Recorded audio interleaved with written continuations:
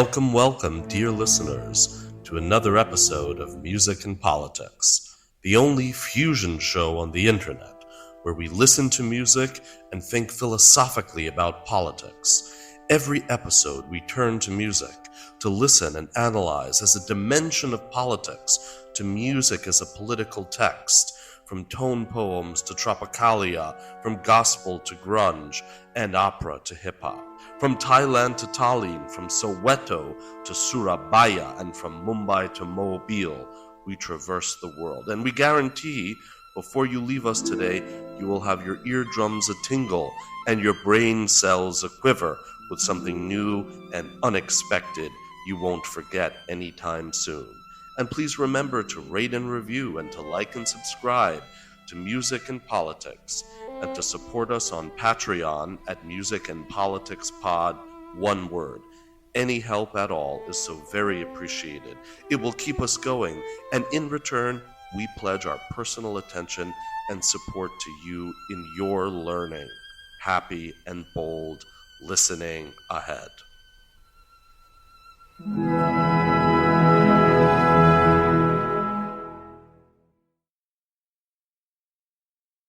Welcome, listeners of Music and Politics, and we welcome and are very happy to have on the show today arts communicator, arts educator, playwright Marianna Ellenberg, who is consistently engaged with the world of experimental avant-garde composition, elements of contemporary classical, as well as a noise and sound design, and in many ways kind of framing that world as closer to the world of contemporary art than, let's say, popular music.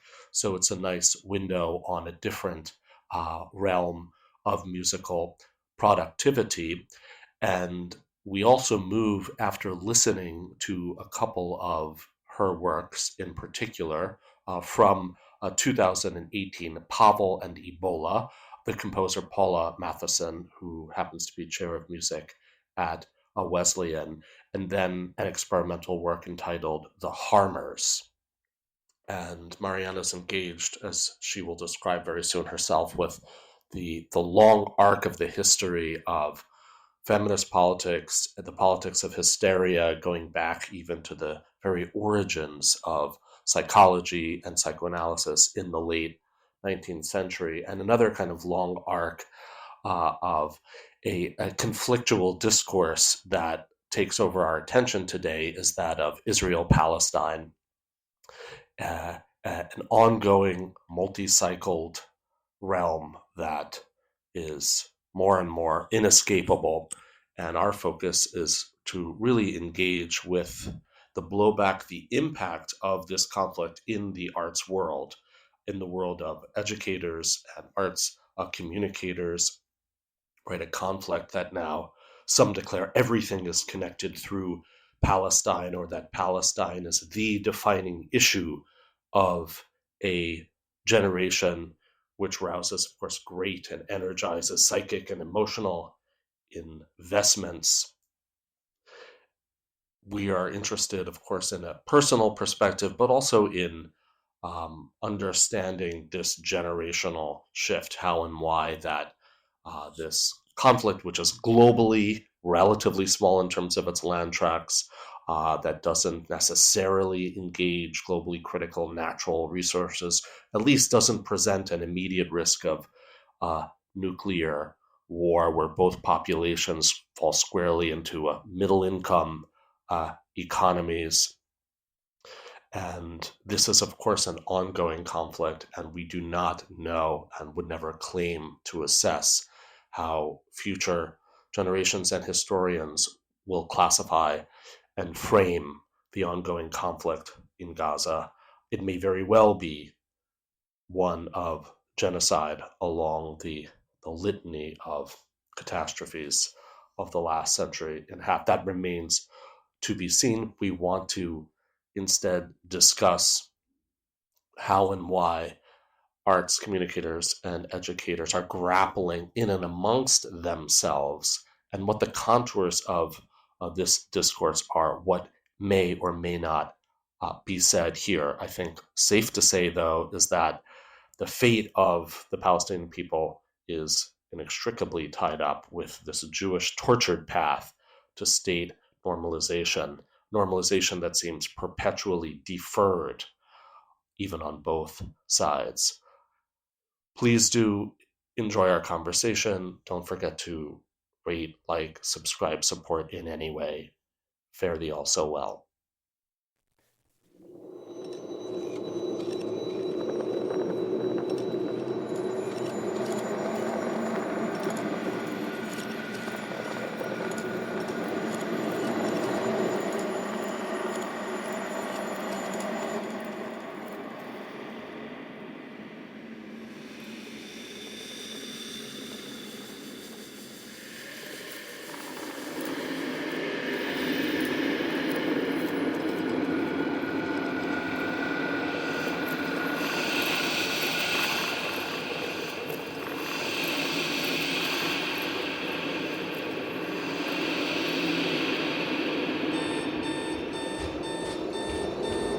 It's such a pleasure. We welcome today Marianna Ellenberg, a playwright, also creative artist, also arts educator, arts communicator.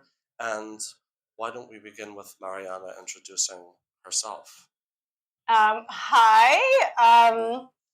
Thank you, Adam, for having me on the podcast.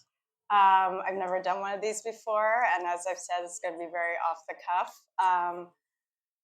I'm an artist, and I guess I think of myself as a feminist artist, although that word's not always interpreted correctly, who makes work about identity, like American culture, music, a lot of my work features female coming of age narratives. I started off doing really experimental films, which were just very much tactile about the female body and sensuality and sort of freedom, but they were very textural and more just silent poetic films. And that was when I was in my 20s.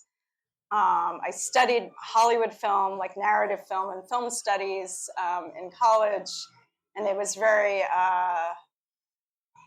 male dominated, and there wasn't really a space to sort of make work. Maybe the films I love were like Bergman, Robert Altman, Fassbender, David Lynch, and I was in this very rigorous Hollywood film program at Wesleyan in the 90s, but it was not the postmodern school the rest of the school was. The film program was like Michael Bay, John Ford, and some more Michael Bay. And so if you were basically anyone not going into the traditional mainstream path, there just didn't feel like a space for you. So I first, in a lot of my 20s, I look back and I'm like, I spent all this time making very experimental films, really hanging out with my music friends in the experimental music scene, because that was the community I found in college. I was basically embraced by the graduate music community.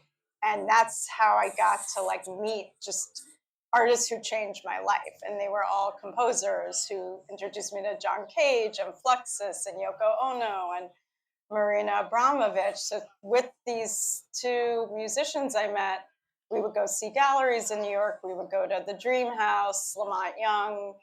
And so really in my 20s, I look back and I feel like the special moments I had were these cross-disciplinary conversations between music, experimental film, and sort of, I didn't know I wanted to write yet, but there was also poetry. There was also, I was thinking about form a lot and structure, and I was super into theory. Sorry, I'm doing like my life story. No, but I just, because now I do more narrative work, and I kind of spent the first 10 years of my adult career, 12 years, making work that was very inspired by Julia Kristeva's powers of horror, her theory of objection. And I was trying to find sort of space, a feminist poetics that was free from like I think the patriarchal discourse of both the Jewish culture I grew up with, but also the Hollywood narrative world that I was exposed to in my undergrad.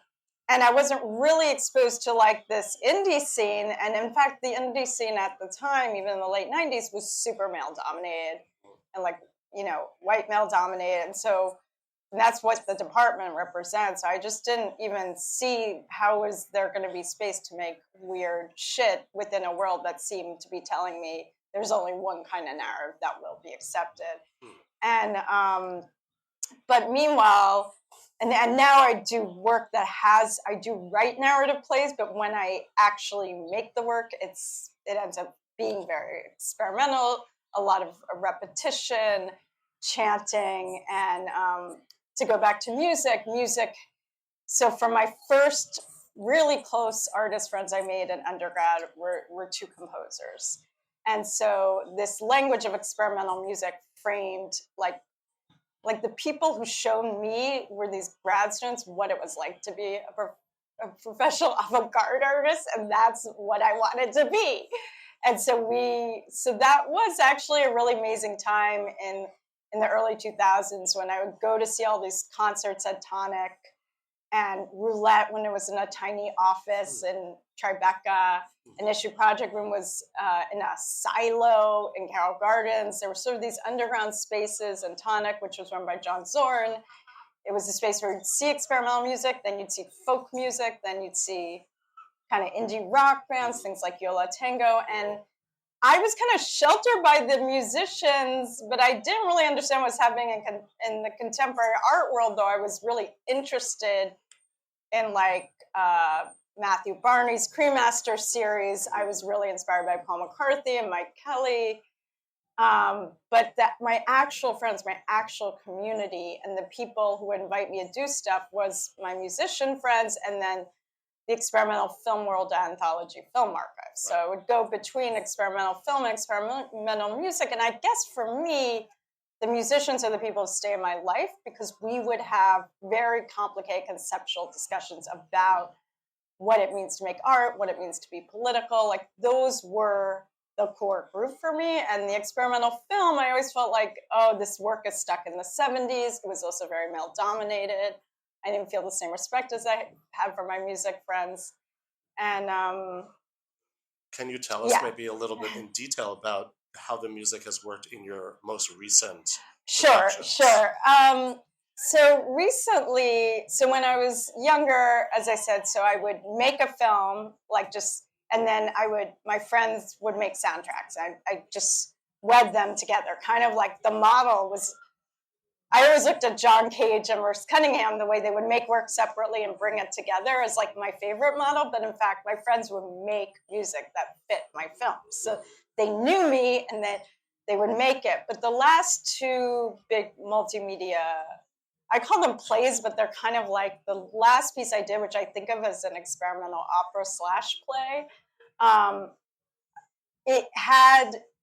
It developed after 7 years of me writing all these experimental texts, monologues, and poems, and then also starting to get back into my Judaism, which I grew up with. I grew up in an Orthodox community, though my family was not observant, but it was kind of forced down my throat. And so until 12, I was really into the religion. Then I rebelled and I got into like indie music. And then in college, I got into experimental music. So my recent work, really right before the pandemic, 2018,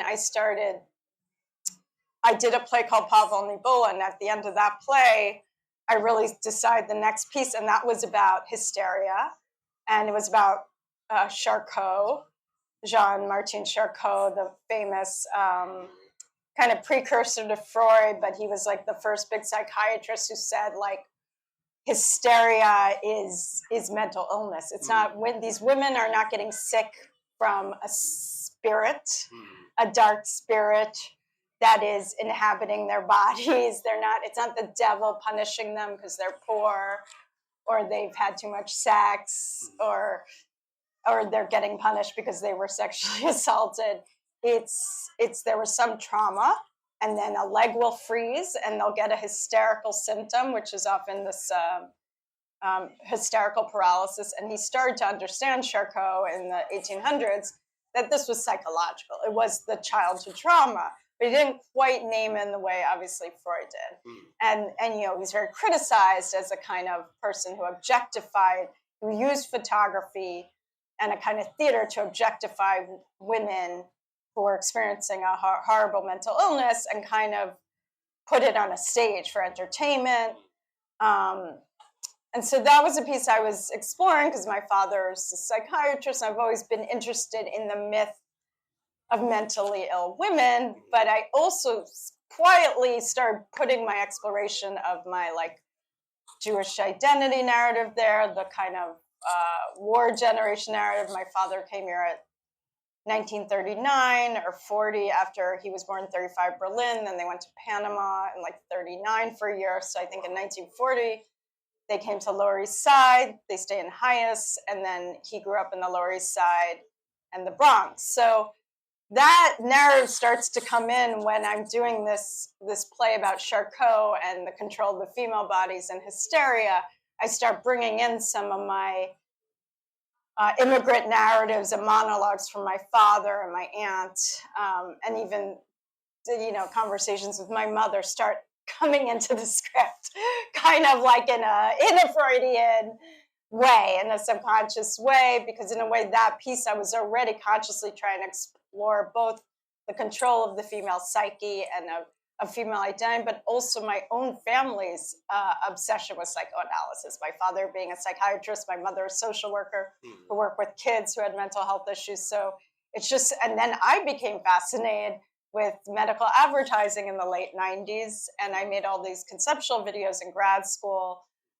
So I did that piece, and when I wrote that piece, it was like this kind of, I imagined Charcot has two bastard children with one of his patients, and there's a whole crazy narrative.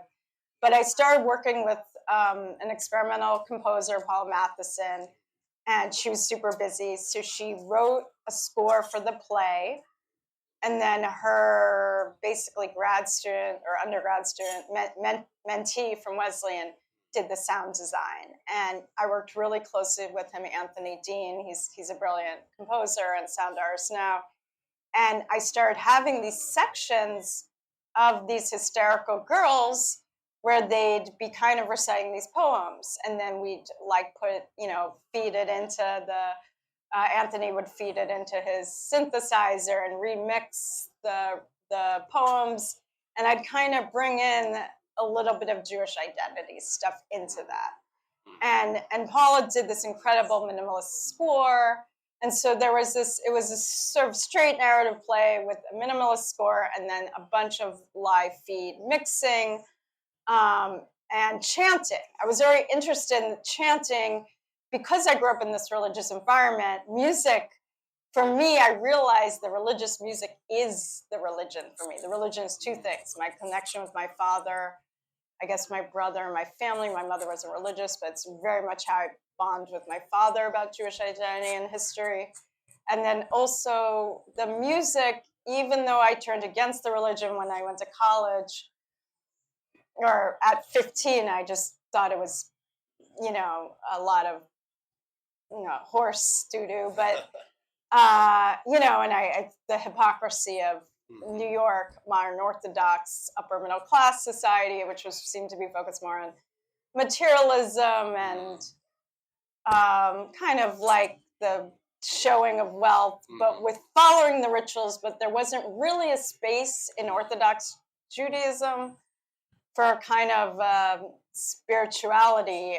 There wasn't space for questioning spirituality outside. And I think that generation that I grew up with, Gen X, especially a lot of us, everyone thought my dad was my grandfather, but he had me and my brother in his early 40s. And we grew up in that shadow of the war. So now I understand that modern Orthodox culture I grew up with, there was a lot of trauma there too. And in high school, I thought, oh, this is all just corrupt, religious, rich kids, and this institution is corrupt. But I think there just wasn't, in the Orthodox community, they didn't understand how to speak to the secular Jews, of which there were still a bunch at our school, and the less religious Jews, to connect to our American poetic spirits. Like, it was still a lot of war, like German, Polish, Ashkenazi approach to religion. You pray because you pray. There's no questioning. There's no search for spirituality. You follow these rules, and that is the religion, is doing it. And that's that. It's very hard for me to talk about what I think. I can talk about what I think Judaism is, but I don't. Well, I think the culture is, but I'm not a rabbi, and I think it's problematic to try for me to define it. I know what what I see, the conversations my whole life I've had with my dad about intellectual culture, philosophy, Jewish history, world history. That's kind of a lot of what Judaism is to me, the cultural part.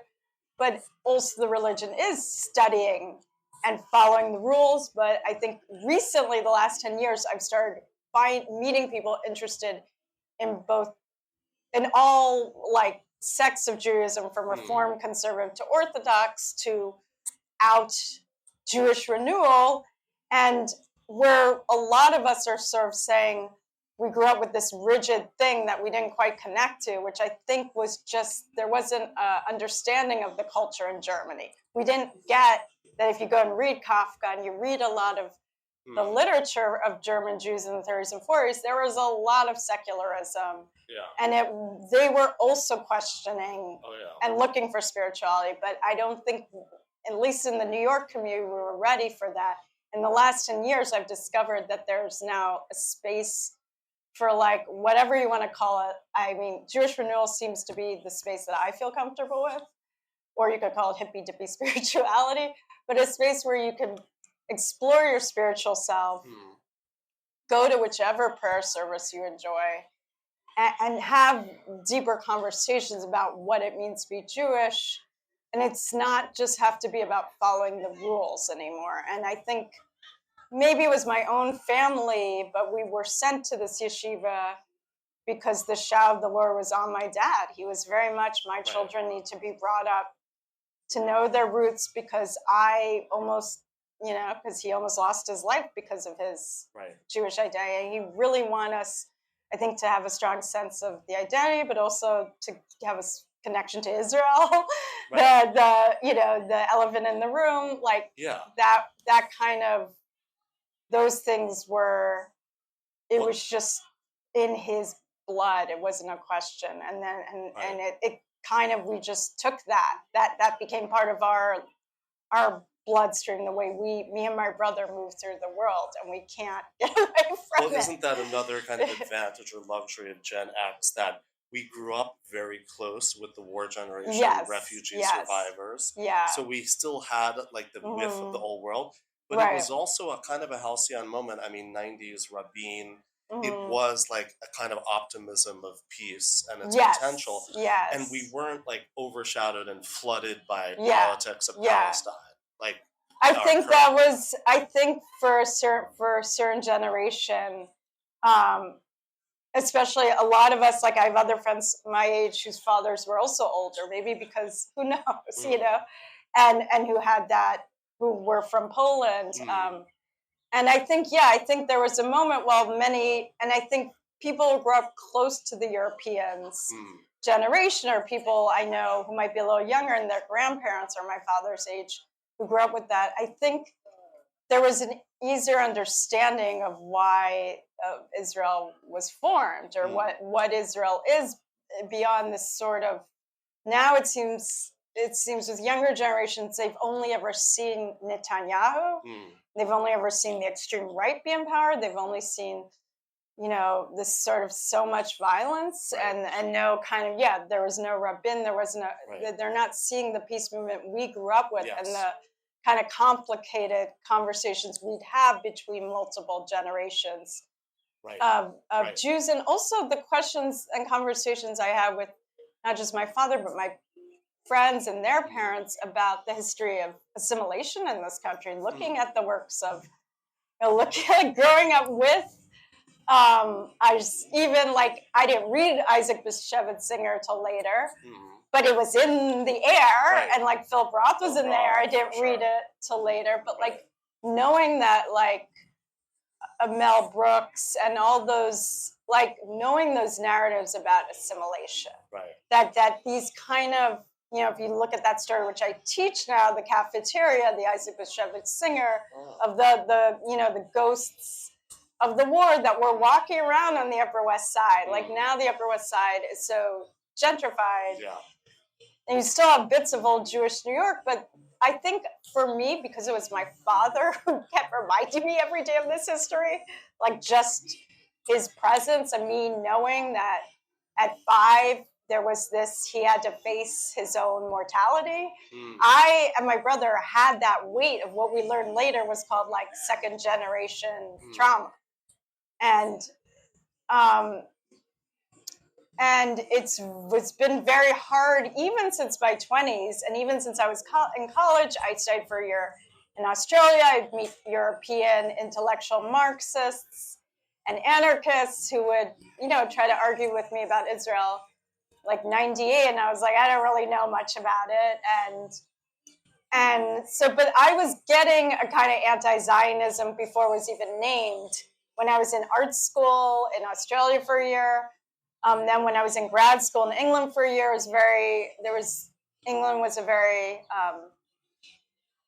I loved my friends there who were these amazing anarchists, and I lived in a squat. But then there was it was during the Bush era. It's very anti-American time in Europe. Nothing compared to now. Now it seems like, wow, those are such innocent times. But I remember feeling like, well, there's no Jewish culture in England. Because in England, the Jews are religious, or the Jews in the art world, which I was in, which was very European. I mean, because also the UK, when I was in grad school, is part of the EU. So half my friends were German or Greek or from different parts of Europe. And they're just, for the 2 years I stayed there, I mean, my closest friend was Honduran. And then my other closest friend was Finnish, but I really felt I met like 2 Jewish curators, and they were pretty self-hating, and I really was like, oh, this is why I have to go back to New York. I just felt like kind of invisible, and this is in England. And sorry, I'm losing my train of thought. If you let's relate it. How is back to music? Well, music, but also about Palestine. The fact that how has it impacted you professionally and personally, like the recent years? Well, I would say, so when I was in grad school, when I lived abroad, it was 2003 to 2005. And there was a large anti-American sentiment in the art community then, because it was the first Bush era. He was running again. He got elected. And I remember my German anarchist friends are like, what's the difference? They're all the same. It's the state. And I said, no, the Democrats would be really different. Kerry would be really different than Bush. I was very devastated. And that's sort of when I started seeing, I don't know, just maybe my mythology, fetishizing of Europe as better, seeing how they sort of didn't totally understand the European left, what we were dealing with, that there really were nuances. And then rewind to today, or fast forward to today, and what's gone on since October 7th. So the last play I did, as I said, was about psychiatry, psychoanalysis, and a little Jewish identity. And then after I did that piece, 2019 till now, I've been researching Judaism and feminism, because I went back to think about my childhood and growing up in this Orthodox community, which was so sexist and patriarchal culture. And most of my friends who grew up Orthodox, I could see how they always gave their husband the platform, center stage, and they kind of took a backseat, even if they were brilliant scientists or writers. And so in the last 6 years, I decided to research the history, like feminism, Judaism, feminist Judaism. Is that a thing? Because I did not grow up in Solomon Schechter. I did not grow up in a kind of liberal Jewish community where I saw this sort of feminist Judaism that I think was always there in Reform and conservative Judaism. So I started researching this stuff on my own, and I read Hannah Arendt. I read a lot of Chris Kraus, an art critic I love, who's like a New Zealand Jewish art critic who's based in LA. And she wrote about Simone Weil. And so then I started reading Simone Weil, who's super trendy now for some reason. But she also had a connection to Kristeva and this sort of the grotesque female body, the female body in pain. And I loved her writing. I loved the poeticism. I loved how intense it was. I didn't always understand what she was saying. I understood she left Judaism. She really hated the Bible. She hated her bourgeois, intellectual Jewish parents.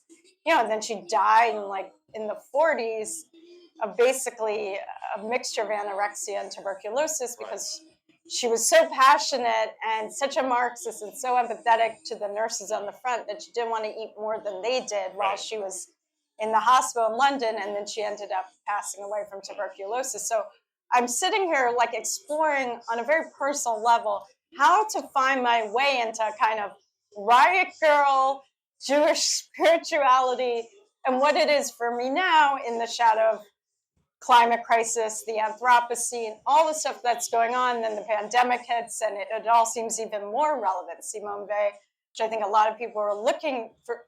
A lot of people start getting into spirituality,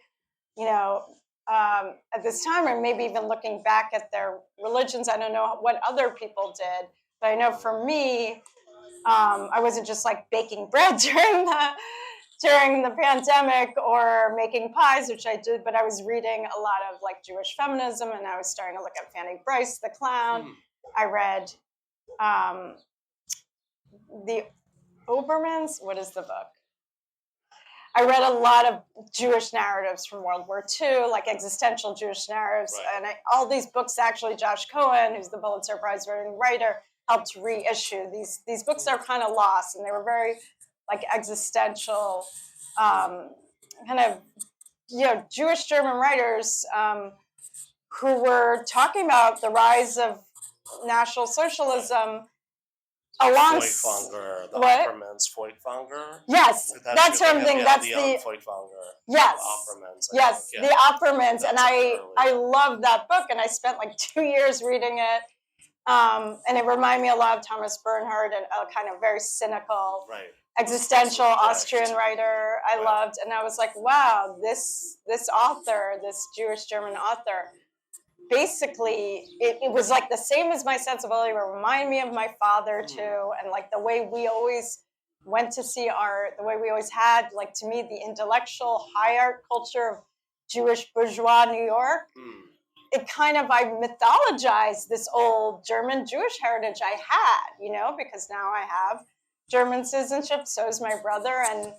And so then these books came out, and it's so beautiful to me. I'm like, here I am connected to this old world culture that actually is intellectual. I don't, as much as we critique, and we should critique whiteness and white privilege now, I always understood from when I was born that we were Jews. And for me and my brother, first maybe, and all the other kids in our school, I think whose parents were also either survivors or the children of survivors, we were, in our heads, we were the other. We could have lived, we might have grown up on Columbus Avenue, on Central Park West, on Park Avenue, but in our heads, the other was still there. I still had nightmares about my father in Germany when I was 5 years old. So it's very hard to explain to people, to all the kids now and to all the 40 to 80-year-olds now who are anti-Zionists, why I feel like anti-Zionism is tied to anti-Semitism, that the sort of celebration and of anti-Zionism, kind of this new, and this is from me listening today to Jonah Platt's Being Jewish, where he talks about that, Zionism today, to the left, is considered Nazism. It's considered Jewish spiritual hate of other people. And whether it's the Palestinians or it's anyone who threatens the Jewish state. And that is what it means to the average, seems like average progressive or left America now. And what's so hard to explain without sounding crazy, because people look at you and they're like, I've been told the last 10 years, since the Black Lives Matter movement, I've had conversations with my white Christian friends or non-Jewish friends where they're like, how can you compare? How can you have a conversation where we're discussing Black Lives Matter and you talk about what the Jews went through in World War II? You walk down the street, you have white privilege, you have no idea what it's like to be a Black woman walking down the street. And I said, of course I don't. I don't know what it's like. Like, what? Racism in America is its own evil and its own particular nightmare. But there is Jewish trauma, and it shouldn't have to be this competition of trauma. And there has been a history of Black and Jewish allyship.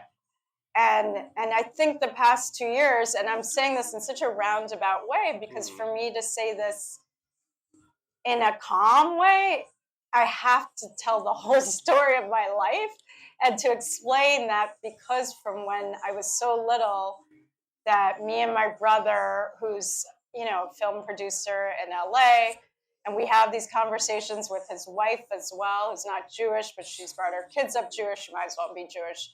And we have these very, what seems like within our family, same conversations about the problem of this sort of, the embedding of anti-Semitism and anti-Zionism. Like, I think it's really hard to untangle these things, because to me, anti-Zionism, even if it just means to many people a critique of Netanyahu's actions and a critique of the murdering of innocent Palestinian children, mothers, babies, men, that for us it means that Jews are not allowed to have a home. They are not allowed to have a state. They're not allowed to even want a state. That the idea that they want a state means that we are always, there's that double double standard. Yeah, that our desire for a state or to have some safety is always about our hatred of the other, of the non-Jewish other, which then goes full circle to back that we think we're better than Christian people, and we think we're better than Muslim people, and that goes the full loop of anti-Semitism, because the anti-Semitic trope is that Jews think they're better, and they like oppress other people through the media. They're grubby, they're exploitative, they're pushing for more. Yes. This land grab in exactly. Israel, right? It's always like they're trying to cut a loophole in the world system. And is it really because, like, it is almost like talking about the grotesque body? Yes. Is Israel the grotesque body that's a good on the way globe now, in a way? Oh, I like that. And it's like so discomfiting now that it's become almost conspicuous in its abnormality. Right. That it's so kind of a freakishly abnormal case, or there's an attempt to portray it as such. But to bring it back to the politics of it, how is it possible that now Israel seems like it's almost exclusively a right-wing issue and property? There's been a capture of the entire topic or theme, so there's almost like no space if you are a progressive artist, as you are experimental, avant-garde, etc. How is it even possible to be related to anything?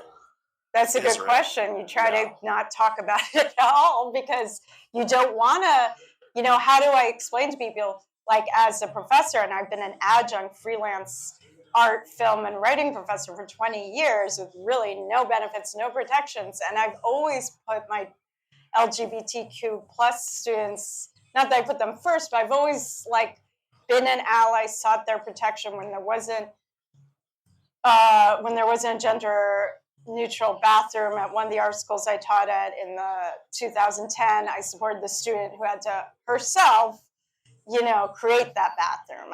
I've supported students when they were bullied, things like that. And to me, now that, to be anti-Zionist and seems to be an LGBTQ plus issue too. And and a lot of the people I've been listening to, like Sharon Bruce, this guy Jonah Platt, the podcaster, even Rachel Timoner, who's at CBE, like Sharon, who was at Kamala's the DNC nomination. She was known as, like, the Palestinian activist rabbi in LA for years. And October 7th happened.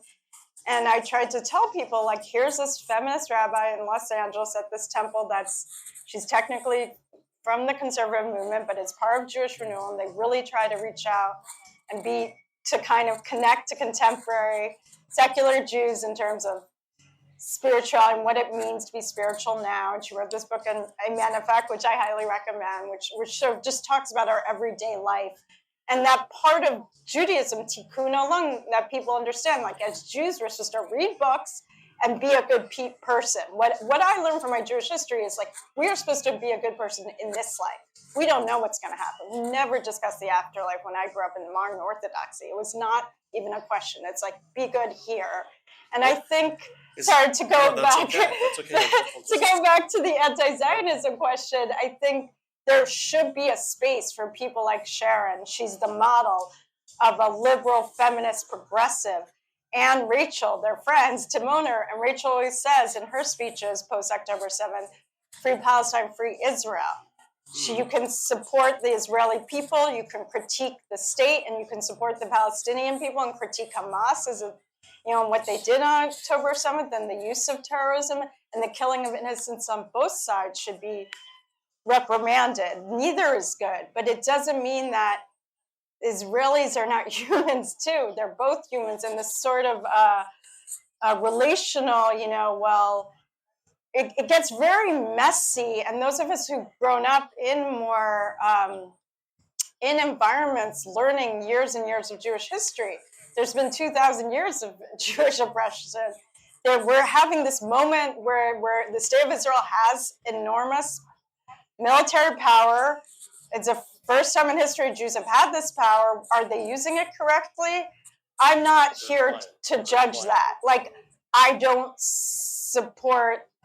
Is it a case of hysteria? In a way, we bring it back to like trauma and hysteria. It might be, but this is what happens when you give a lot of firepower to a severely traumatized. I think that's a good way to say it. And like, I personally don't make myself publicly the person who's going to discuss Israeli policy, what they should or shouldn't do. And I know the left and the right, everyone feels they need to take a position. All my students feel they need to take a position. For me, it's like this endless murder of innocents in Israel, Palestine should stop. I do support a ceasefire. I didn't know what to think when, right after October 7th, I was in mourning. I can't publicly take a stance because I'm just too upset about the whole thing. This is a nation directed at the lives of future aborted fetuses. The living have disappeared. Can an occupied people, physically occupied, be internally invaded?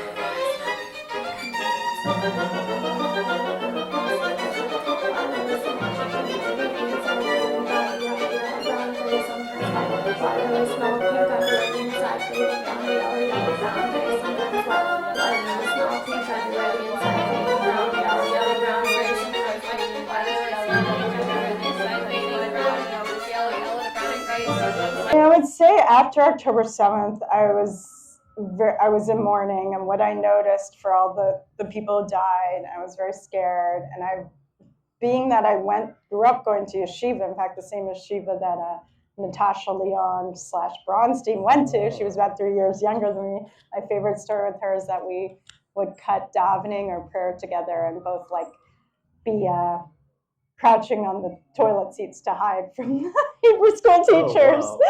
So did you get in trouble? If they found you? I don't think we got that much trouble, but we would have potentially. But so since October 7th, I was in the month after, I was really in shock and mourning. What I noticed on Instagram, Facebook, and my entire social media, because my community is mostly performance artists, poets, experimental music. I didn't see so much posting, but mostly poets, performance artists, and visual artists. And my entire feed, like basically 3 days after October 7th, became critique of Netanyahu, critique of Israel. It felt like before he even started the bombing, there was already that critique. And of course, there were stories about the Harvard parties celebrating, whether those were true or not. And then he started the bombing, and the protest started with the art form letter. There was this art form letter that the editor signed, for ceasefire, to support the Palestinian people. It felt like it was about a month after October 7th. We were all in mourning. The Jewish community was in mourning for all the loss of Israeli lives. And already the art world was protesting the bombing of the Palestinians of Gaza. And at that point, a lot of us were like feeling empathy for our Israeli brothers, sisters, cousins, friends, and not really knowing what to say. And I felt kind of horrified that the art world wrote this very casually written letter, did not mention the loss of Israeli lives at all. And then I found myself at parties in the art world that week. I don't remember the exact date that the letter was written by the editor, who I really respect and love his writing, the former editor of Artform. And I remember being in a party right after it came out, and all these famous artists were at this party. And everyone in the room was saying they didn't know what they were going to do with their careers now. These are people who get every grant, that they were horrified, that people were saying they were going to pull their artworks because they signed the letter. And I was sitting there thinking, you were horrified because these quote unquote wealthy Jewish art dealers and curators have supported your very experimental performance work or conceptual video work for the last 20 years, were uncomfortable with the letter you signed. And I really felt the double standard there. And also the sort of, like, they weren't saying anti-Jewish things, but I felt it was the undertone, because we all know that the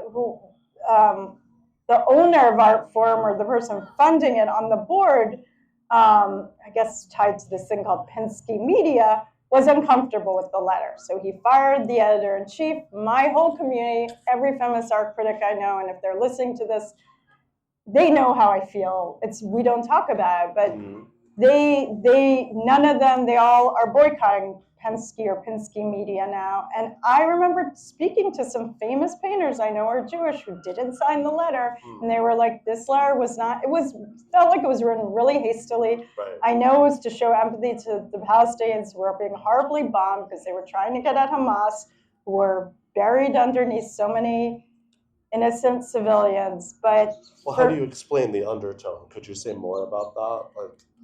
It was just that there had been, when 1,500 Jews are killed in one day, or whatever it was, 1,200, and no one in your community, other than your high school friends from yeshiva, your family, or like my one close Jewish art dealer / lawyer friend, other than my super inner circle, no one expresses empathy except for like... Don't you think some of them they're celebrating it? In fact, they think it's kind of, they're getting what they deserve. That wasn't, in my community, that wasn't overtly said, but what happened was the fact that there was, except for this one famous artist, there was very few Jewish artists, and still today, and even me, still today, posting empathy for the hostages. Right. I was afraid to post empathy for the hostages because in my daily life, I had an argument with a 30-year-old anti-Zionist experimental music film curator friend who called me a racist because I said I supported a two-state solution. I ended up getting kicked out of a diverse, intersectional, feminist, queer writing group because I wrote a satirical text about reflecting on my fight with the 30-year-old anti-Zionist friend. And I read it to my writing group, which is a mix of, white queer people, BIPOC feminists. It's a great diverse group. And no one understood the text I wrote. 3 people left the Zoom meeting right away. We were left with 2 people. And I basically ended up having to have apologized the entire meeting for the text I wrote, which was about two Jewish people arguing over their positions of Israel. You had to apologize to them. I had to apologize to the group because they felt I was traumatizing them with the text, not giving them a trigger warning.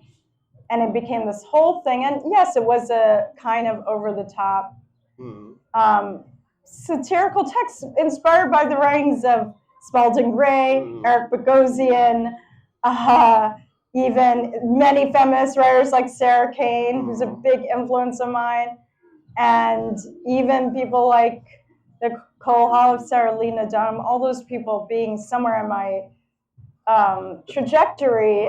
These famous female writers to talk about the self-hating aspects of Jewish female identity. And I mean, Lena Dunham has her own issues, but it sounds like there's no bandwidth. Like there's just no desire to hear about it at all. Like even just I mean, I think to have that space, you need. This is a shout out to one of my favorite writers, named Agnes Berinsky, who I think, if people are listening to this, she's a trans experimental Jewish playwright and screenwriter, and she runs these writing workshops that I've taken 2 of them, and I'm not sure exactly what she calls herself vis-a-vis Israel-Palestine, but I know she's a Palestinian, an activist in support of the Palestinian cause, the Palestinian state. And I've been in her writing group twice and felt totally supported. And she'll mix Hasidic texts with queer texts, with just fun poems. And she creates these open writing spaces. So she's able to hold that space for multiple point of view. And I don't bring my most intense writing. When I've been to her workshops, I didn't bring that text, which I titled Bad Jews.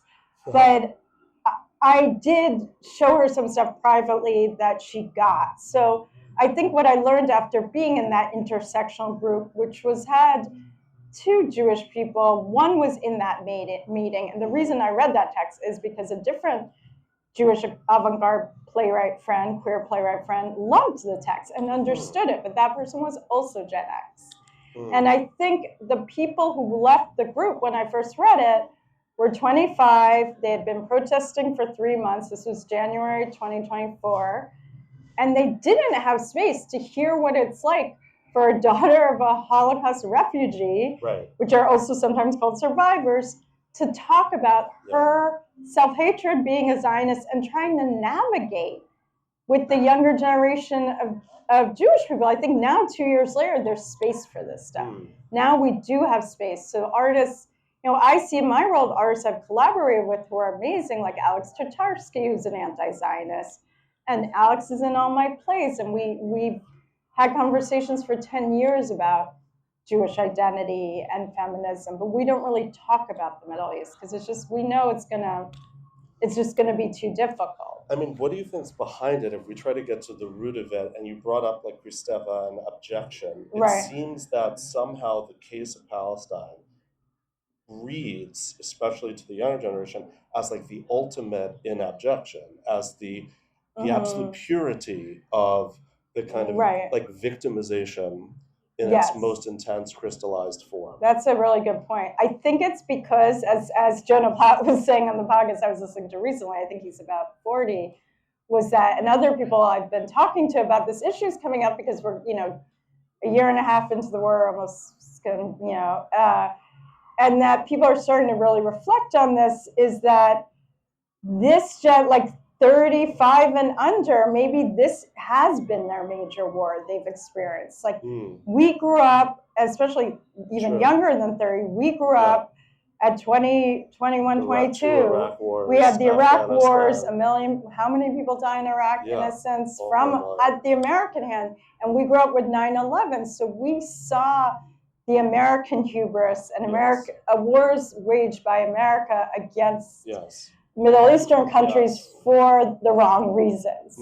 And we were aware then of Israel's kind of, I've always seen Israel's position as being kind of like, what's that called? Not a puppet state of America, that's not what I'm trying to say, but kind of owing a lot to, kind of a little bit America's, dependent on Israel. America's a bit the boss of Israel.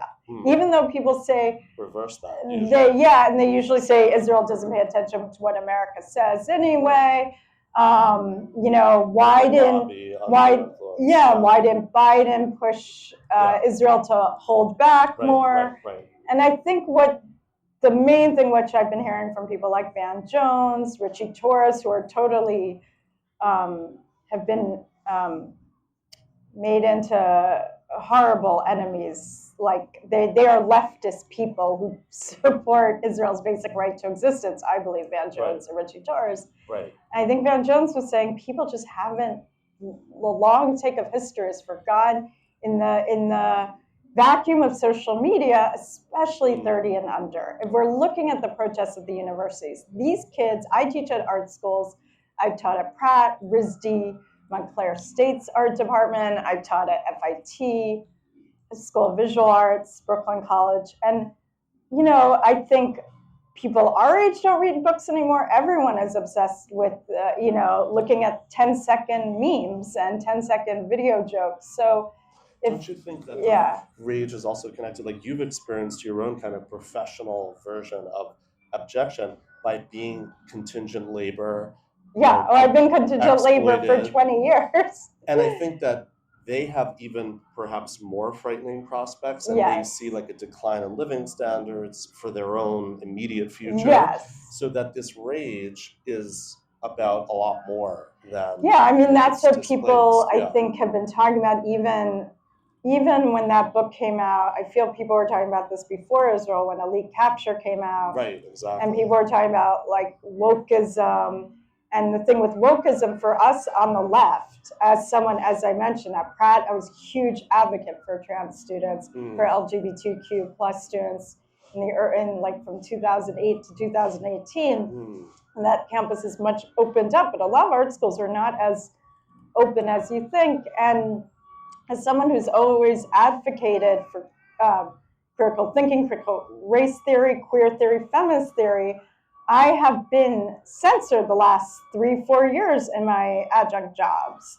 I've been told not to be too queer, not to be too feminist, not to be too quote-unquote edgy, which I interpret as too much sex, too much drugs, too much rock and roll. And this is in art schools. And this is me teaching famous queer poets like Joe Brainerd or internationally recognized queer films like Tarnation by Jonathan Coët, which like won every award when it came out. It was a film educating people on his mother's bipolar disorder, or I think she had schizoaffective disorder, and also his own queer coming of age alongside that. Like I've shown this work, and in my teaching of writing and critical thinking and film studies and cultural studies, and I've had pushback, and it's only really been in the last post-pandemic I've had this pushback, and we're in a moment where for some reason I don't understand why.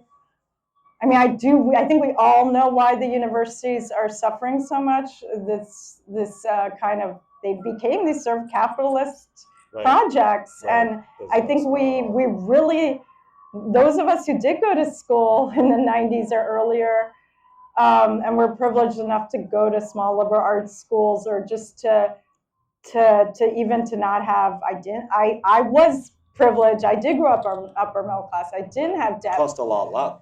It cost less, and that's true. In absolute terms, And also, when I was in school, we already were the things that I feel like a lot of my students the past 10 years seem to have forgotten a lot. I've had students who told me they hated white feminism. They only wanted to read Black feminist theory. And these are white students. I said, well, the Cyborg Manifesto, Donna Haraway influenced Legacy Russell's Glitch Manifesto. And then secretly later on, they say they love Donna Haraway. So I think there's a lot of misunderstanding that there's this idea of like, I think what happened with the pandemic and Black Lives Matter, and I think it is so much social media and this sort of the fact that we live in the simulacra, and that there's this sort of like the idea of the moment you swipe, the moment you look at the screen, that is the now, the idea that that's the eternal now. And as like didactic or as reactionary as this might sound, but it's hard to explain. I think students have gotten more open now, but I remember it's weird if I look back to like even 2010 when I started teaching, feminism was a bad word. Then you had pop feminism and everyone started sort of embracing feminism a little more. The Me Too movement happened. It seemed like feminism was okay. But I had students in like 2007, 2008 in New Jersey who said, this idea all feminists had hairy legs, a mustache, and were angry and hated men. And my students did not want to be feminist. It was a kind of, I'm saying in my mainstream middle class students, it was considered a kind of taboo, in a way like a bougie leftist stereotype. Yeah. And then I saw kind of feminism become mainstream. You got corporate feminism, like Beyonce feminism, Right. or Taylor Swift. I mean, I love Beyonce, but Taylor Swift, and then very not intersectional. yes, not It's a because reverse of that. Beyonce is great, but yeah, definitely Right. Taylor Swift and some of the Hannah Montana. I'm forgetting her name. Right. I don't know. Yeah, the country singer. All right. And so I think the thing is, so as a teacher, since I've taught since 2007, we're in 2025, I've taught in art schools, I've seen feminism become accepted in the mainstream, but then there was a kind of, Trump got elected, and then there was whiteness studies exploded, Right. and then there was this term intersectional feminism, which actually really was like, in a way, that was happening with this wokeism. And what I saw a lot was class getting erased from the conversation. And I was in these super privileged elitist private schools and elitist art schools where most people were the 10%, maybe not the 1%, but the 10% to the 1%. And I was told in a group in one of these private schools where I taught, which was a very like wealthy, half Jewish, then white Christian people and a lot of Asian American students, we're told you're not allowed to talk about class in affinity groups because there's no space, and you're trying to not talk about race if you talk about class. I was told that in an affinity group in a very elitist, woke private school I was working at, and I think that is kind of what happened with this. I think what happened is a confluence of things. We had the pandemic. We have Black Lives Matter, which is great because of cell phones and the reporting. People finally start protesting all the innocent Black men being killed at the hands of police officers. But then with pandemic, we also had a sort of explosion of social media that was already there, and everyone's sort of growing up and living in simulation. And I think like this sort of identity politics thing was on speed, and the wokeism was on speed. And people just started losing the thread of what activism should be about, what progressive culture should be about, community, Right. banding together, Solidarity. and radical solidarity. So I think now, actually, post-pandemic, we have these people, and elite capture is being spoken of on the Doom Scrolling podcast by Josh Citarella. So all these people are starting to finally say that the problem with wokeism was it did eliminate class, and it kind of favored elites of whatever background. And how do we bring that back though to Palestine? Because well, I think that became, as you were saying, I think Palestine became the safe space. I agree. It became the safe space for young people, from 13 to 20 or 30, 13 to 30, to express their rage about climate crisis, right, exactly, about jobs crisis, about inflation, especially post-pandemic. Inflation has been insane. Yeah. And the sort of sense, I think climate is really on everyone's minds deeply since the pandemic, and we are not talking about it as much as we should. Absolutely. People like Baratundi and his feed and show, he talks about ecological feminism. And I need to listen to him more because he's given me hope after Trump, talking about, and a lot of people are talking, feminist scholars like Donna Harris talking about like small communities, like getting back to doing things in person, and kind of subculture. When I was in college and grad school, we were very invested, kind of like cultural subversion in our small communities. We would make, even going back to consciousness raising groups, in our small communities, we would make spaces where change could happen. It can happen at little sectors and build toward the larger community. I think myself and many others, as you get older and you get broke and you're in the underground and you have no money and everything seems to be about money, as you start seeing that everyone who stays in the art world has a trust fund, you lose sight of that. But I think Palestine for kids now, for my students, it's a space where they can express anger about everything, even if they're making artworks about the environment. They feel like somehow the Palestinian cause, I think because they haven't read deep histories of the Middle East, histories of Arabic countries, European colonialism in the Middle East, European carving up Asia for their own power, the French involvement, and the British. And it's somehow this image that the rich white Jews from Westchester and Scarsdale, this is where I get payback. Like they went to Israel in 1948, they carved it up, the Nakba, which somehow has become parallel with the Holocaust. I mean, the horror of displacing communities. There is harm. People die. But also, if you've studied 2,000 years if you studied 2,000 years of Jewish history, they're both bad. Jews were displaced from every village in Europe. And did then the Jews go and displace the Palestinians from their villages? Maybe, but who established the State of Israel? It was the Europeans with the Balfour Declaration. Right, British Empire. But it is fascinating that, in a way, the Jewish narrative still exists. It's just been displaced onto the Palestinians. Like they are the Jews of the Jews now. I think that your take on it is much smarter than anything I could say as an artist, because everything the emotional gets tinged up in all these conversations. And the Jews are sort of homeless now. Like the Jews are really in a homeless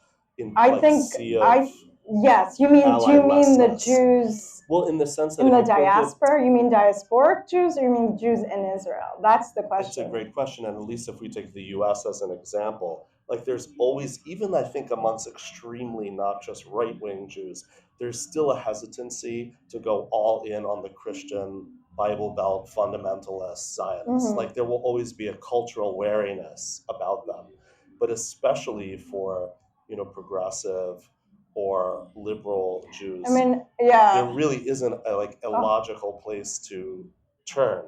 Well, you can turn. Yeah, I think you can turn inward, and this is the issue: is that I think most progressive Jews I know do not post online. They don't even post empathy for the hostages. They secretly say I have empathy, I have complicated thoughts in Israel, but I won't post online because the major, at least in experimental arts, I see, even though you have these powerful Jewish art dealers buying and selling painting, and you hear in that world it's its own thing.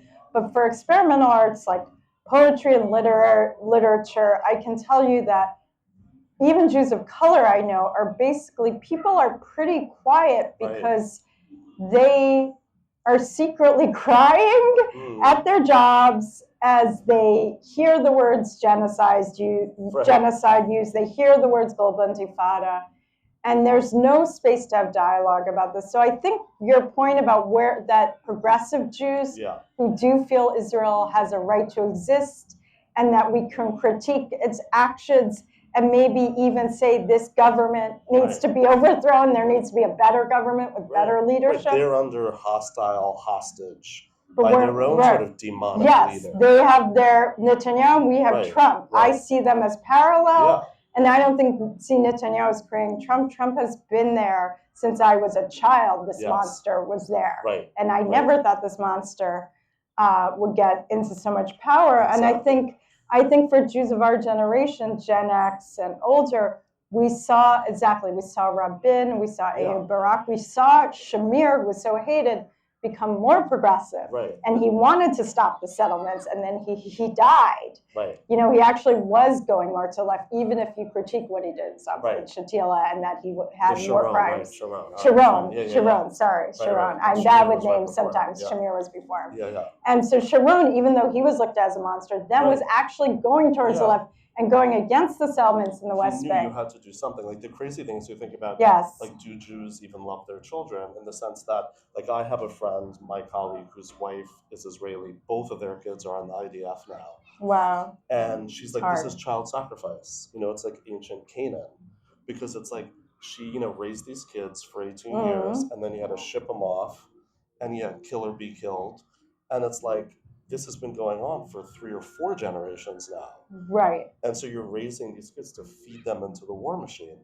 That's a really good point. I haven't thought about it in that way, because most of my close Israeli friends are female, and they still go to the army, but I don't think they're necessarily in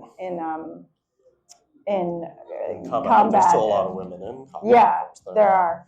But I think it's harder for the men, probably, although I don't really know. But I think that's interesting what you're saying about your colleague, because I think the sort of question is also like, what I would say the most interesting conversation I had about this recently was with Rebecca, forgetting her last name, but Rebecca, who runs The Neighborhood, which is a New York Jewish arts foundation and group based in Brooklyn, and that group really is trying. The two of the leaders of that nonprofit were saying part of in fostering Jewish arts community is to make a space for Zionists, anti-Zionists, non-Zionists to all be together, that we have to listen to each other and communicate. We have to communicate across generations and across ideologies, because I have friends in my 20s who grew up with religious families or families that were very spiritually Jewish, culturally Jewish, and they do understand a nuanced take with Israel. That doesn't have to be anti-Zionist, doesn't have to be pro-Zionist. The state exists. I think I've been hearing, like, why do we have to use this term Zionism at all? That term was about the dream of Israel from a lot of European Jews in the 1800s till the 40s. Israel exists. Yeah, it might have horrible leadership, corrupt leadership that needs to be shifted. I agree with that. But I think the question should be, how do we foster, for me as an artist who's not involved in the political stage, who wants to make work about feminism and about LGBTQ rights and about feminist rights and a kind of multicultural Jewish feminism, is there space to even say that? Right. And without having to say, but of course I'm an anti-Zionist, there should be a space to say, I have a complicated position on Palestine, Israel. I support, both the Israeli Palestinian people. At least I feel like I should be able to say that and not be worried about being canceled or called a racist or a Nazi, which so far, even on this podcast, even as I'm speaking now, I assume people will listen to this and cancel me because, I as I was listening to doom scrolling, which some friends turn me on to, which seems to be a lot of like smart people like Vivek Chibber. I was listening to this comedian who seemed great, Jonah Friedland, very smart comedian, seemed also like a kind of cultural theorist. And I could tell he had his position on Israel, which was anti-Zionist. He also somehow linked the Jews to apartheid in South Africa. And hearing a Jewish comedian and cultural figure with a phantom saying that the Jews were part of the apartheid movement. They actually, in fact, were not. They were part of the anti-apartheid movement in South Africa. So I do think Jewish people need to sit down with other Jewish people. I think a big conversation right now is the Jewish, at least in Europe and America, Australia, like the areas I know, like my world, like I think we need to sit down first with each other and say, we need to have conversations. We need to not be calling each other Nazis all the time. Because I think, I'm saying we're allowed to have different and opposite viewpoints, but like I am reading anti-Semitic poems in my art classes now, written by international students, written by American students, my other Jewish colleagues. We are getting, it's there. This isn't just, you know, and I've gone from a close friend, oh, you people, all you do is complain about anti-Semitism. One of my closest friends said that to me a year ago. I mean, it's interesting because I think it's partially a result of an unintended consequence of how successful Holocaust education and awareness was, that it spread so far and wide. On the one hand, a lot of people, I think, were motivated by an obsession with Nazis, like an unhelpful fixation and fascination. And it still did surreptitiously disseminate a lot of anti-Semitic ideas and concepts. That's a good point. I mean, people were exposed to it that otherwise wouldn't have. I have a really good example, and I don't want to particularly out this school. It's an amazing school, but I'm just going to mention the school where it was. Hope I could still get hired there again. I'm an adjunct. But I taught at RISD in the art history. I was a writing tutor in the art history, introduction to art history program there for a semester. And there was a unit.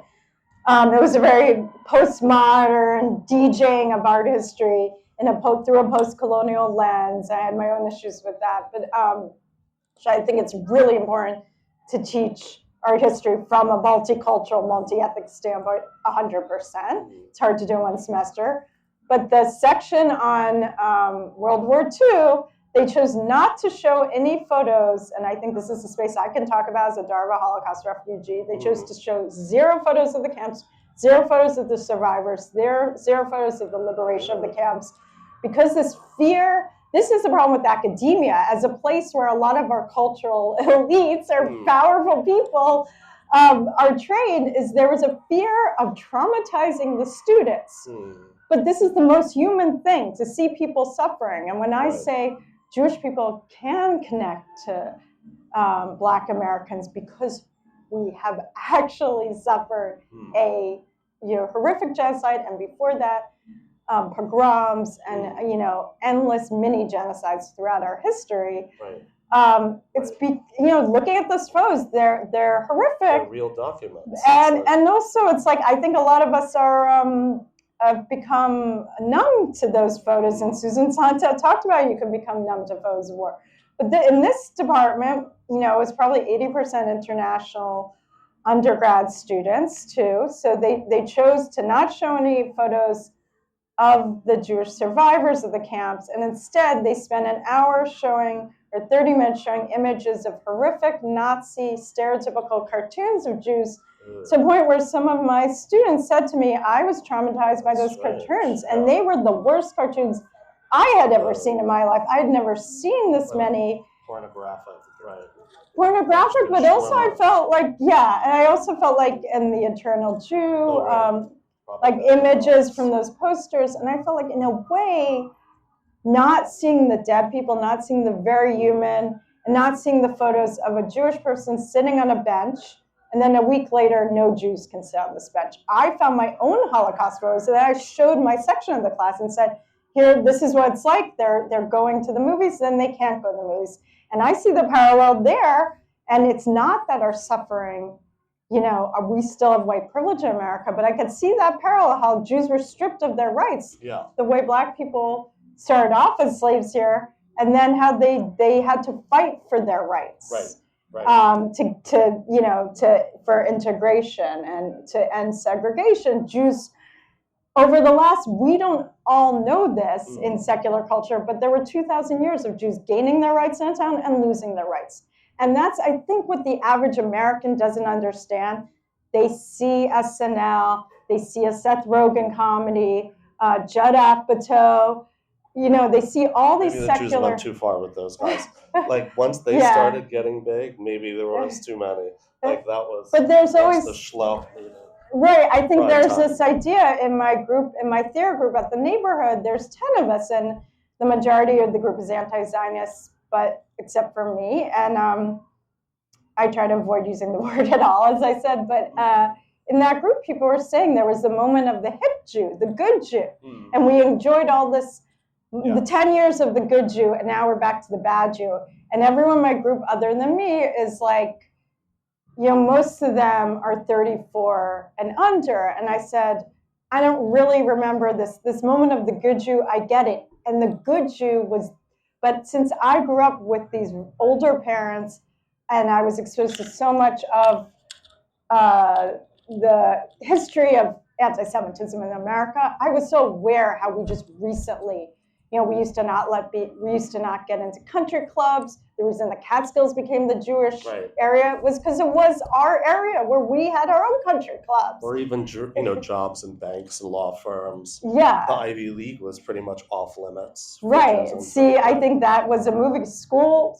Ties. When I was about 12, there was a movie about that with Brendan Fraser playing a Jewish person. Right. And I think a lot of people 35 and under grew up with Judd Apatow in the era of the most assimilating of Paul Rudd makes jokes. He's like, I've never hid my Judaism, but this moment where, the Wet American Summer movies, this kind of Lonely Island, Andy Samberg. We kind of squandered our moment with like that kind of shunt and dreck at that moment. Yeah, I think best use of our comedy moment, maybe.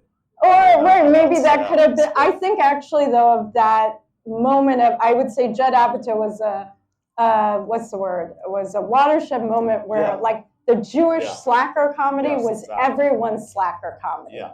And I know people have written books about him because it was sort of like they kept a few things, maybe jokes about bar mitzvahs, and that's it. And actually, I have to say that Seth Rogen's one person from that circle who then later on, the last 5 to 10 years, has made his own movies like The Pickle and other movies where he's actually dealing with Jewish trauma. So I have to say, and I love his show, The Studio, which is very silly since my brother is a Jewish film producer. But I think Seth Rogen actually, I don't know his take on Jewish identity post-October 7th, but I think he is one of those people who was part of the Judd Apatow machine, which was very much celebrating Jewish stoner movies. And I think that's kind of somehow we became the mainstream even more than when Mel Brooks and the canceled Woody Allen, there was something about them being the nerdy intellectual Jew. Larry David, super popular. Sure. And he is very much, Larry David does not hide his Jewishness at all. Cranky, obnoxious disposition that I guess is charming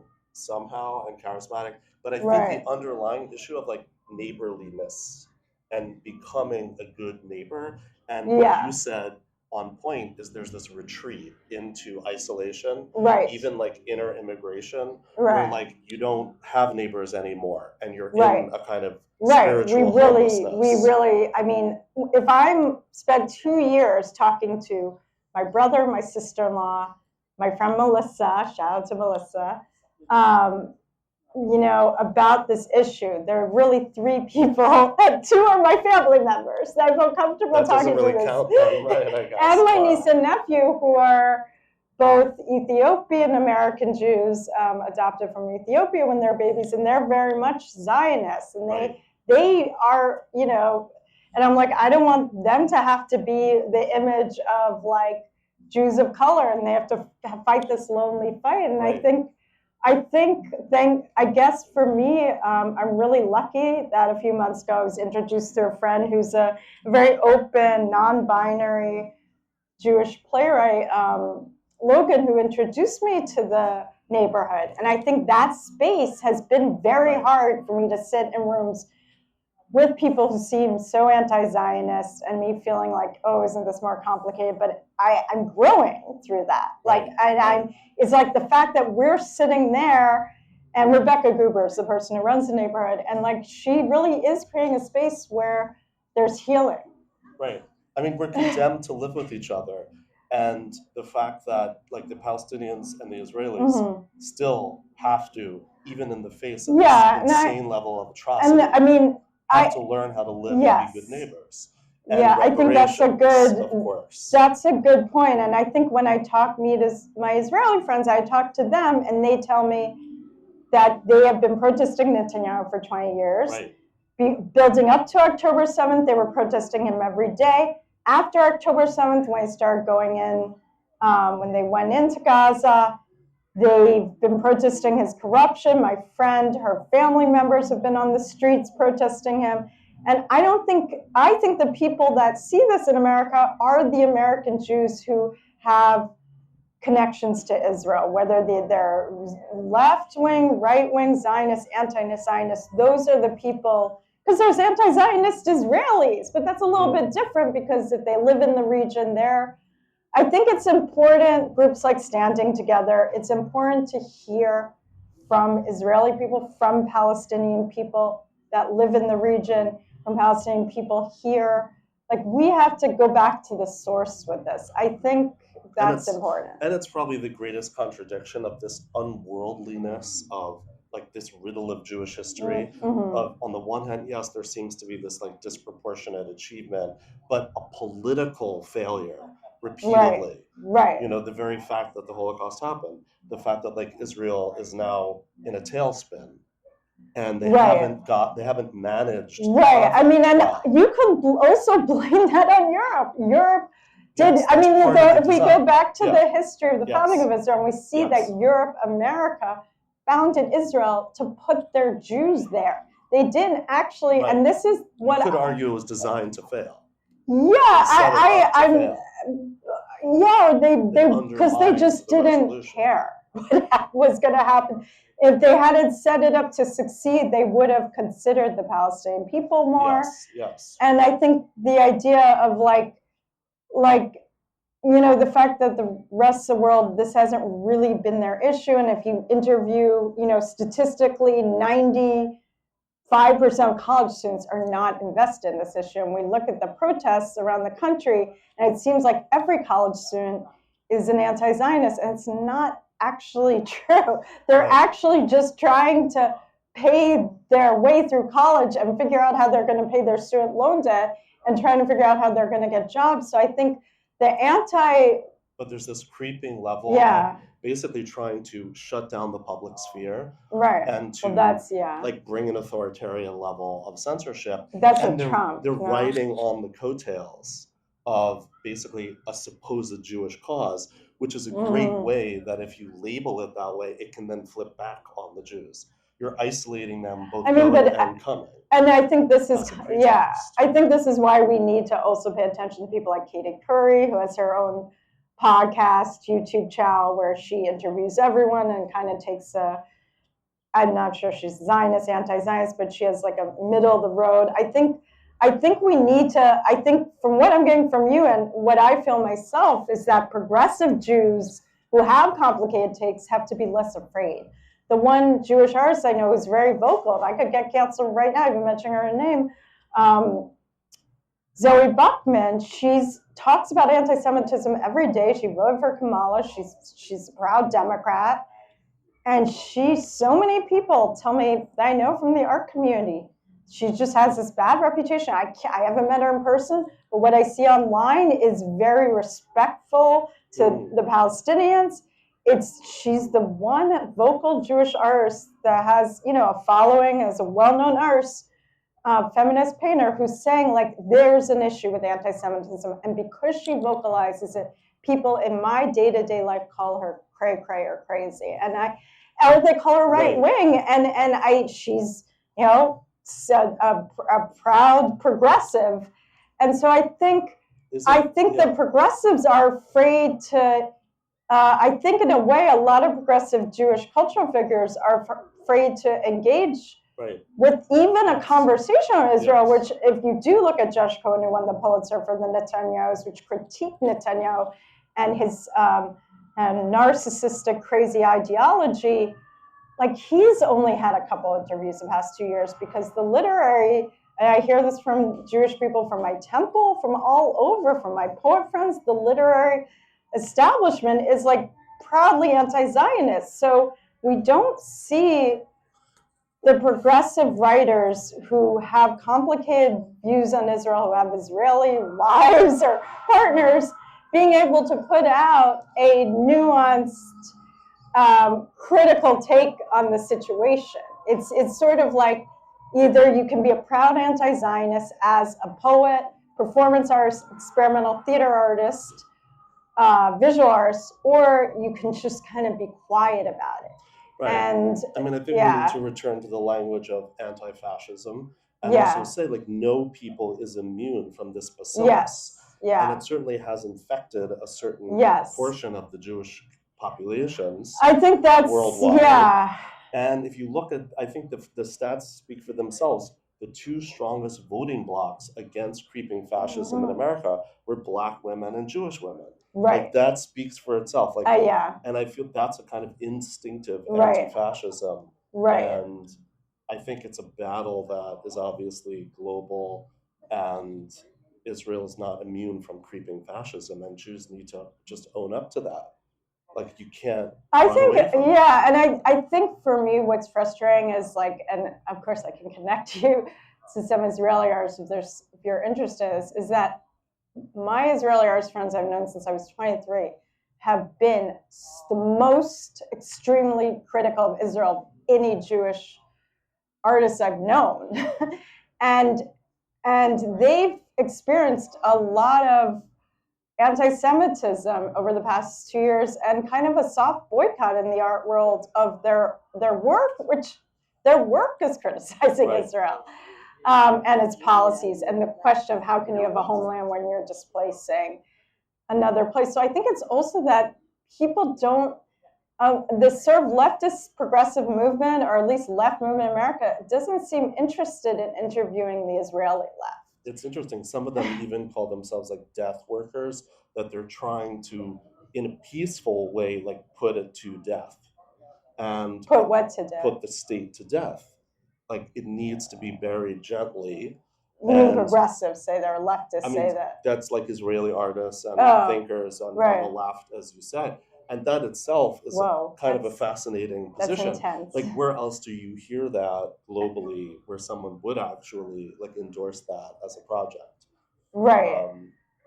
I mean, I think the problem is that for me, when I try to talk to non-Israeli anti-Zionists, like anti-Zionist Jews or anti-Zionist non-Jews, is that they have no space to try to understand that there could be a two-state solution. They have no space to try to understand that the founding of Israel was not, the intention was not right. Genocidal or racist. There's no space to sit and talk about.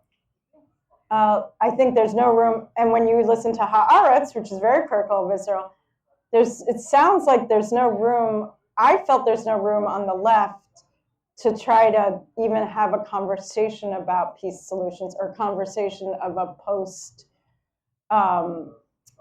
post-war moment where the two groups can sit down at the table again. There's just sort of either or. Either you have a one-state, secular state, or you have a one-state Arab state where Jews are minority, or we're just gonna be here with this horrible genocidal Israel. Right. Whereas some of us are trying to say we have to see beyond this moment. We have to look at the long view of history. Right. That as much as when we look at Trump right now in America, it seems like he's shutting down every progressive institution. He is ignoring our Constitution. He is wanting to deport innocent civilians. He is deporting innocent civilians, and he is going to try to deport U.S. citizens. Like to me, I am scared to death of the loss of American democracy. And I feel lucky that I have EU citizenship through my father's unfortunate Holocaust refugee status. Right. So I think what we need to be able to get to a point that we can dream about a future of either, whether it's a secular state in Israel and Palestine for both groups to live together, where it's two smaller states, whatever it is, but we need to be able to dream that there's a place beyond this war. And end the cycle of the death drive. Yes, I agree with that. This sort of, the killing on both sides needs to be ended. And I think the problem is, to me, the problem with having conversations with anti-Zionists is, this main conversation is how evil Israel is, and how evil, and it seems to go back to that the state should have never been founded. And I would like us to try to talk about envisioning a future, because otherwise, to me, it feels like going back to this trope of blaming the Jews for everything, we are sitting here privileged in America, even while our democracy may be shutting down.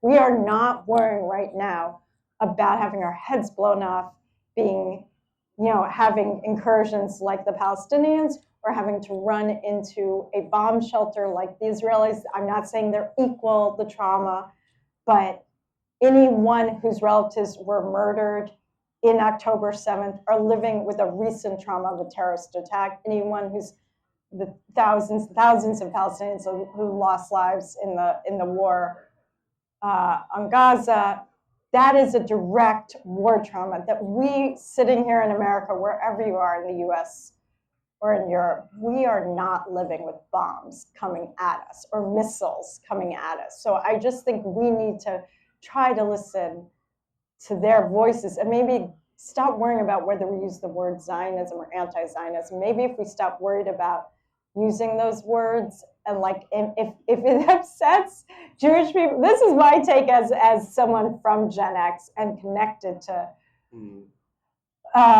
World War II history, is like, it does upset many mainstream Jews, if not most, the use of the word genocide, global intifada, anti-Zionism. I know things are not gonna change right away, and now I have to be able.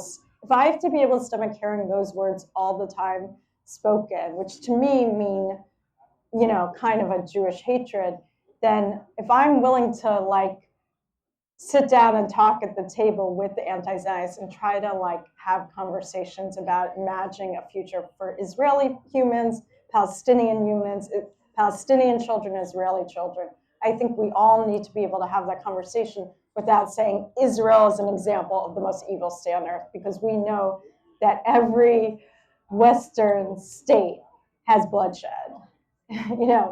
People, we have our good sides, we have our animalistic sides, but I think that focus on this singular, people talk it singular issue politics, it's not helping the Palestinian people, it's not helping the Israeli people who are in the middle of a war. On that note, Marianna, thank you so much for your time. I think that was great. Thank you. Thanks.